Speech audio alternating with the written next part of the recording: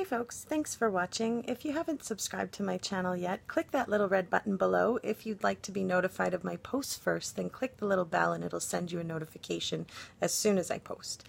Okay, so today was the day that we started the Turpin trial. They were in court this morning and they have released the 911 tape from the 17-year-old girl who broke free and was able to contact 911 from a cell phone. They are discussing, their living quarters, and they are going through the journals. This house of horrors has definitely been something that's just out of this world. I don't think any of us could have thought that some parents could do this to their own children. So the preliminary hearing started today. Prosecutors say that, the couple beat, tortured, chained, and starved their 13 children ranging in ages from 2 to 29.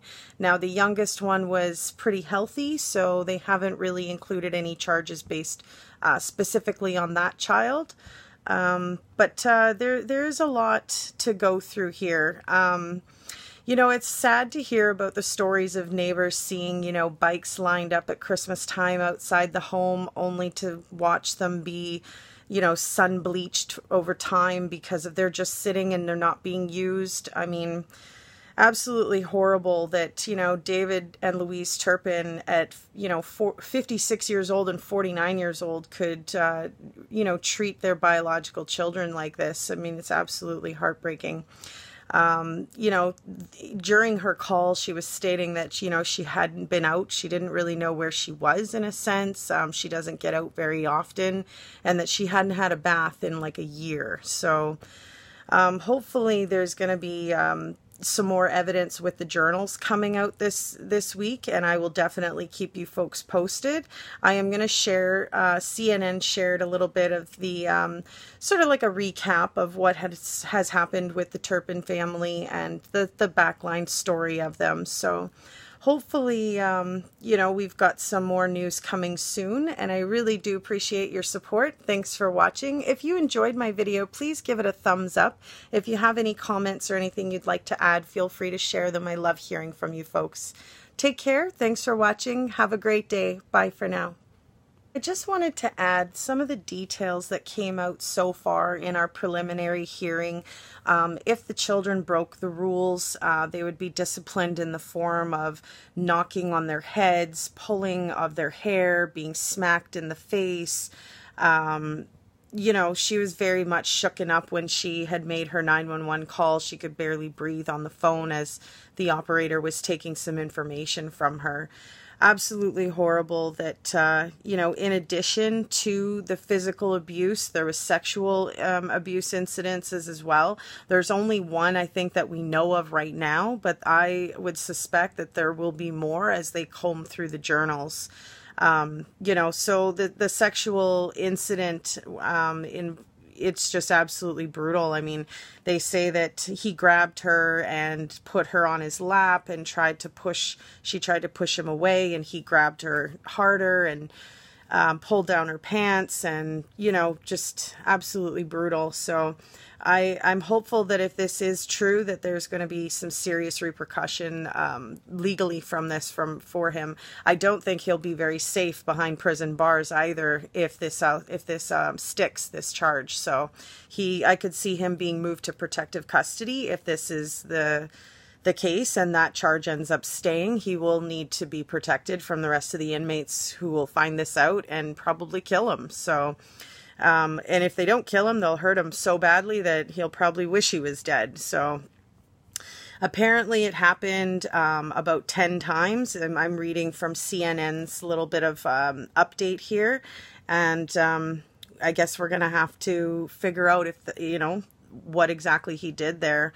Apparently he tried forcing kisses on her mouth, and, I think that that's just very inappropriate as a father-daughter relationship. So hopeful that this will all iron out in the process of this court as well. The children being let out. So think of what's going on with them. Mom and dad have been let out in handcuffs. Mom and dad arrested. The day of the arrest. The day of the arrest. So their life is changing. I believe we have that video, and it shows a couple of kids around what appears to be the van. They had a family van. Now, I'm not saying all 13 were piled into that van, but the point being, life has changed dramatically in the 17. Right before this moment, if this is the moment. If this is the moment, exactly, after the 17-year-old. And remember, they would have been missing their sister who left to get help, the 17-year-old. I know, isn't it? And had a sibling with her, and that sibling, frightened, went back into the house. A couple last stories for you, girls. In the Fort Worth area, one, it's just heartbreaking. A neighbor telling the story about Christmas, 8 bikes are bought, and they sit in front of the family home. Area, one, it's just heartbreaking. A neighbor telling the story about Christmas, 8 bikes are bought, and they sit in front of the family home, never to be rode by a child. It's the same story that that mom and dad bought apple and pumpkin pie and wouldn't let the kids eat. So for Christmas, they're going to buy 8 brand new bikes, to the point where these bikes just sat and sat, became sun bleached. Weighs 82 pounds. Supposedly homeschooled, the children lack a basic knowledge of life. Many of the children didn't know what a police officer was. 17-year-old, when asked if there was medication or pills in the home, didn't know what medication or pills were.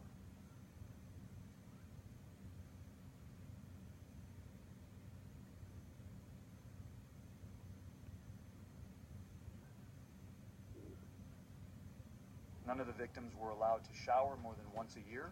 The parents would apparently buy food for themselves and not allow the children to eat it. They would buy food, including pies, apple pies, pumpkin pies, leave it on the counter, let the children look at it, but not eat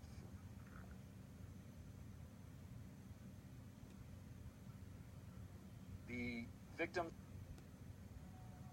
many years ago, they began to be tied up. First with ropes, these defendants eventually began using chains and padlocks to chain up the victims to their beds. But the only thing the children were allowed to do in their rooms or chained up was to write in journals. We now have recovered those journals, hundreds of them, and we are combing through them for evidence.